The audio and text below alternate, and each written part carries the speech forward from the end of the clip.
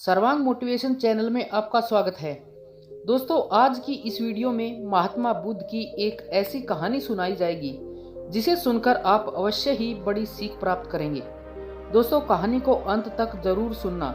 तो चलिए कहानी शुरू करते हैं। महात्मा बुद्ध अपने आश्रम में विहार कर रहे थे। तभी एक व्यक्ति बुद्ध के पास आया और बोला, हे बुद्ध, मैंने आपकी बहुत प्रशंसा सुनी है।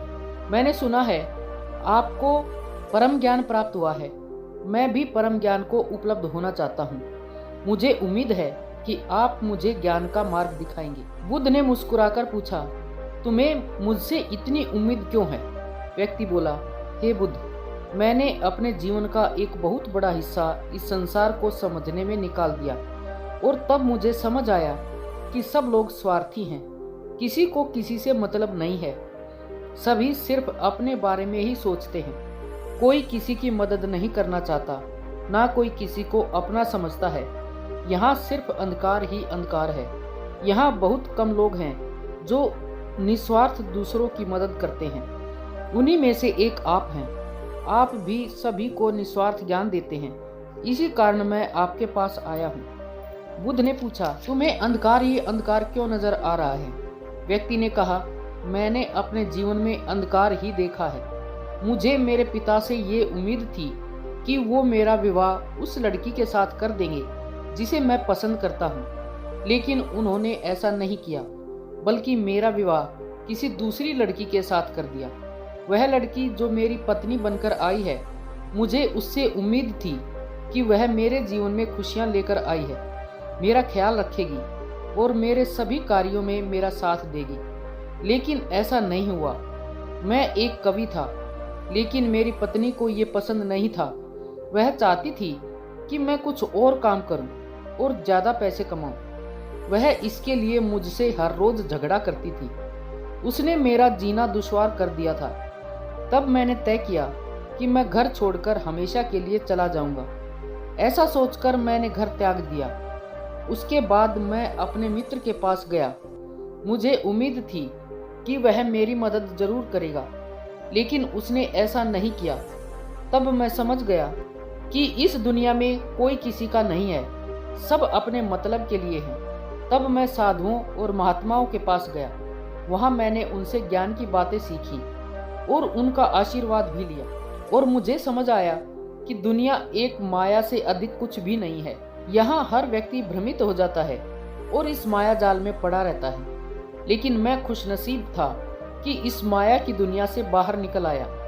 अब मुझे पता है कि हम ईश्वर की भक्ति और ज्ञान के माध्यम से ही अपने परलोक को सुधार सकते हैं, जहां हमें ईश्वर की प्राप्ति होगी और हमें कोई भी कष्ट नहीं होगा। मुझे आपसे पूर्ण उम्मीद है कि आप मुझे ज्ञान के उच्च शिखर तक ले जाएंगे। बुद्ध मुस्कुराए और बोले, ठीक है, लेकिन उससे पहले तुम्हें मेरा एक काम करना होगा। क्या तुम करोगे? व्यक्ति ने कहा, अवश्य बुद्ध। बुद्ध ने कहा, ठीक है, मैं तुम्हें एक घड़ा देता हूँ। उस पर मैंने अपने हाथों से कलाकृति बनाई है। तुम्हें उसकी रक्षा करनी है। मुझे उम्मीद है कि तुम उसे टूटने नहीं दोगे। वह व्यक्ति बोला, बुद्ध, बस इतनी सी बात है। मैं इस घड़े की अपनी जान से भी ज्यादा रक्षा करूंगा। बुद्ध ने कहा, एक और काम जो तुम्हें करना है, तुम्हें रोज सुबह उठकर सभी भिक्षुओं के लिए जल लेकर आना है। आश्रम की साफ सफाई करनी है। जो भिक्षु ध्यान कर रहे हैं उनकी सेवा करनी है, तथा सभी भिक्षुओं के साथ नगर में भिक्षा मांगने जाना है और वहां से आकर फिर सबके लिए भोजन की तैयारी करनी है। और यही नहीं, जब तक मैं ना कहूँ मेरे प्रवचन तथा ध्यान सभा में नहीं आना है।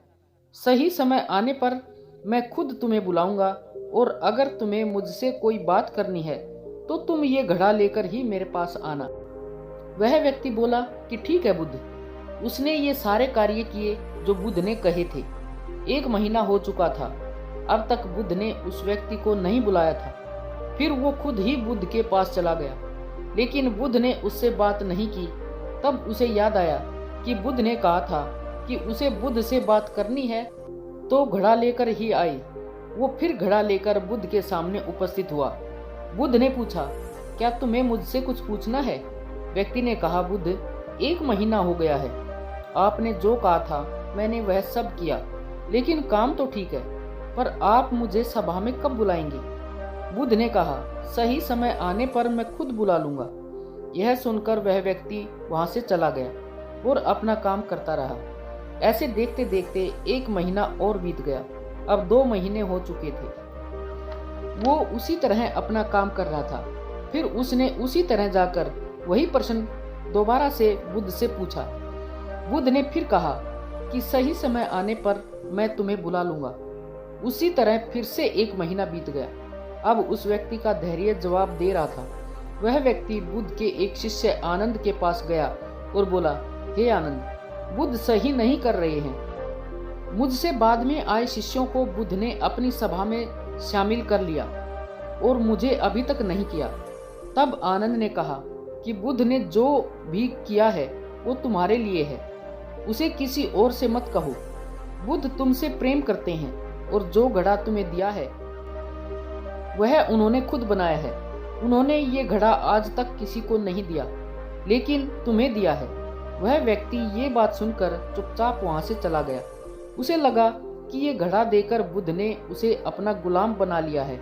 एक दिन उस व्यक्ति के धैर्य ने जवाब दे ही दिया और वह घड़ा लेकर बुद्ध के सामने खड़ा हो गया और बोला, आप मुझे मूर्ख बना रहे हैं। मैं जब से आया हूँ तब से इंतजार कर रहा हूँ कि आप मुझे सभा में बुलाएंगे, ज्ञान देंगे, लेकिन आपने ऐसा कुछ नहीं किया।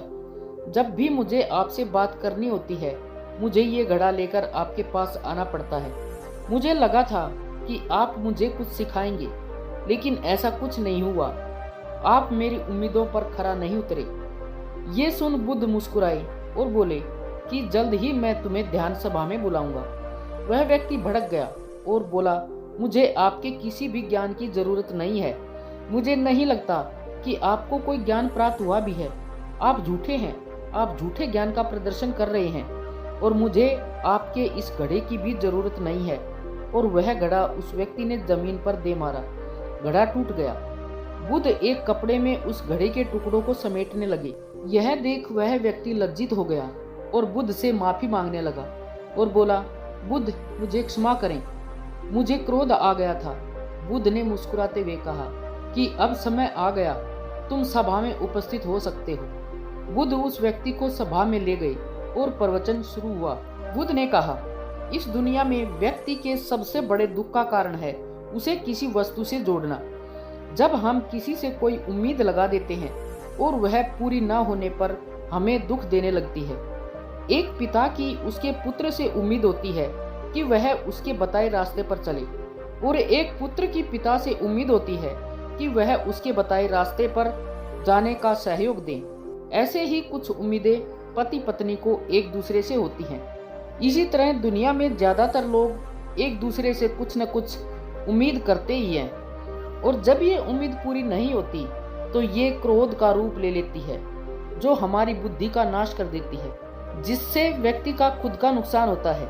क्रोध गर्म कोयले को अपनी हथेली पर रखने के समान होता है, जिससे हम दूसरों को जलाना चाहते हैं, लेकिन उससे पहले अपना खुद का हाथ जला लेते हैं।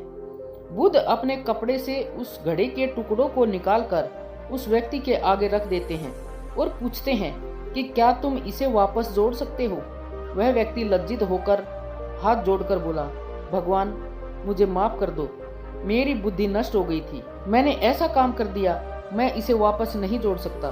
बुद्ध ने कहा कि मैं आपको यही समझाना चाहता हूँ, तुमने पूरी जिंदगी दूसरों से उम्मीद रखी, जब वे पूरी नहीं हुई तब तुम क्रोध में आकर वहां से भाग गई, जिससे तुम्हारा ही नुकसान हुआ। उस व्यक्ति ने पूछा, क्या हमें किसी से कोई उम्मीद नहीं करनी चाहिए? बुद्ध ने कहा, जब भी तुम दूसरों से अपने स्वार्थ के लिए उम्मीद करोगे तो दुख पाओगे, लेकिन यदि तुम दूसरों को सुख देने की उम्मीद करोगे तो तुम्हें खुद भी सुख मिलेगा। वह व्यक्ति बोला, हे बुद्ध, आप मुझे क्षमा करें और अपने चरणों में जगह दें, मैं भी परम ज्ञान की तरफ आगे बढ़ना चाहता हूँ। बुद्ध ने कहा, अभी तुम अपने घर जाकर अपने पिता और पत्नी के साथ रहो, तुम्हें अभी गृहस्थ जीने की आवश्यकता है। व्यक्ति ने बुद्ध से कहा, हे बुद्ध, क्या मुझे ज्ञान प्राप्त करने का अधिकार नहीं है? आप क्यों मुझे घर भेज रहे हैं? तब बुद्ध ने कहा, जिसे ज्ञान प्राप्त करना होता है तो वह परिवार में रहकर भी ज्ञान प्राप्त कर सकता है। तब परिवार के लोग रास्ते का रोड़ा बिल्कुल नहीं बनते, बल्कि सहयोगी नजर आते हैं। अभी तुम्हें इस दुनिया में अंधकार ही अंधकार नजर आता है। पहले तुम अपने जीवन में प्रकाश को देखो, उसे ढूंढो कि प्रकाश कहाँ है। घर जाओ, ध्यान करो। ध्यान करने के लिए भिक्षुओं से संपर्क करो। धीरे धीरे तुम परम सत्य की खोज पर जाने लगोगे और तुम्हें रास्ता मिल जाएगा, जिससे तुम परम शांति की ओर जाओगे। ये सुनकर वह व्यक्ति बुद्ध के चरणों में गिर पड़ा और उसके बाद अपने घर चला गया। ये देख बुद्ध के शिष्य आनंद ने पूछा, हे बुद्ध, आप सभी को अपने संग में जोड़ लेते हैं, तो उसे क्यों भेज दिया? बुद्ध ने कहा, सुनो आनंद, इस दुनिया में बुद्धि के विकास और प्राथमिक चरण को पार करने के लिए दुनिया से होकर गुजरना पड़ता है। कोई भी व्यक्ति सन्यासी होकर या संसार को छोड़कर ज्ञान के मार्ग पर आगे नहीं बढ़ सकता। ज्ञान को प्राप्त करने के लिए आपको दुनिया में रहकर यहाँ की चीजों को, लोगों को करीब से जानना होगा, तभी वह आगे की यात्रा को शुरू कर सकता है।